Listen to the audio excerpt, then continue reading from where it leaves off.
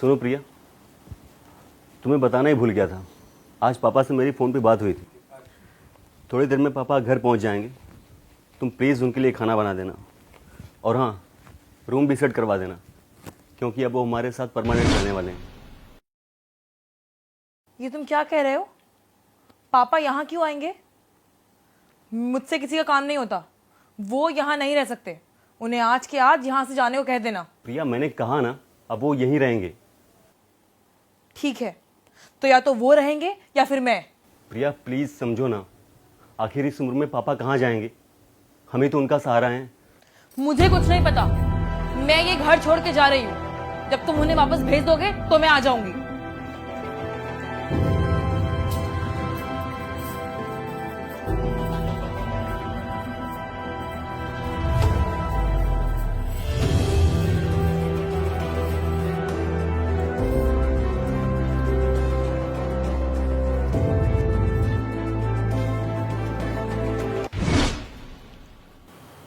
अरे पापा, आप अचानक यहाँ कैसे?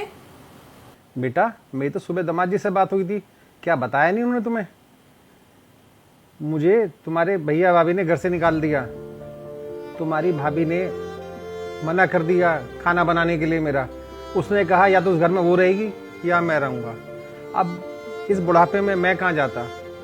मैंने तो वृद्धाश्रम जाने की तैयारी कर ली थी, लेकिन जब ही दामाद जी का फ़ोन आया और मैंने उन्हें अपनी सारी बातें बताई, उन्होंने मेरी टिकट करा दी। नमस्ते पापा, सफर में कोई परेशानी तो नहीं? आशीर्वाद बेटा।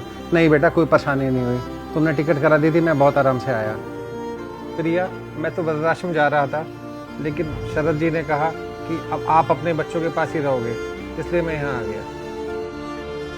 सच में प्रिया, मैं तो धन्य हो गया ऐसा दामाद पाकर। मेरे अपने बेटे ने मुझे घर से निकाल दिया, लेकिन मेरे दामाद ने मुझे सहारा दिया। प्रिया बेटा, आपको तो कोई परेशानी नहीं है मेरे यहाँ रहने से? कैसी बात कर रहे हैं पापा आप? मुझे भला क्या परेशानी होगी? आइए, मैं आपको आपका कमरा दिखा देती हूँ। आप फ्रेश हो जाइए, फिर मैं खाना लगा देती हूँ। चलिए।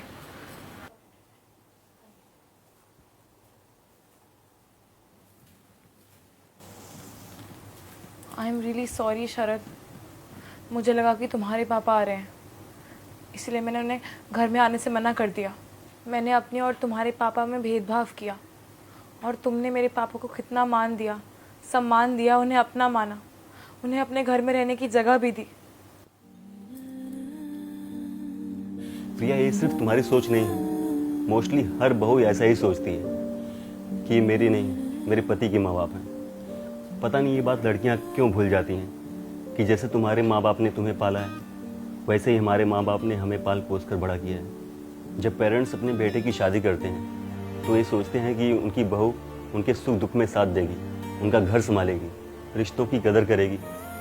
लेकिन तुम लोग माँ बाप को उसके बेटे से अलग कर देते हो। पर तुम भूल जाते हो कि तुम्हारे भी माँ बाप हैं, भाई भाभी हैं। अगर तुम्हारी भाभी तुम्हारे पेरेंट के साथ ऐसा करेगी तो तुम्हें कैसा लगेगा?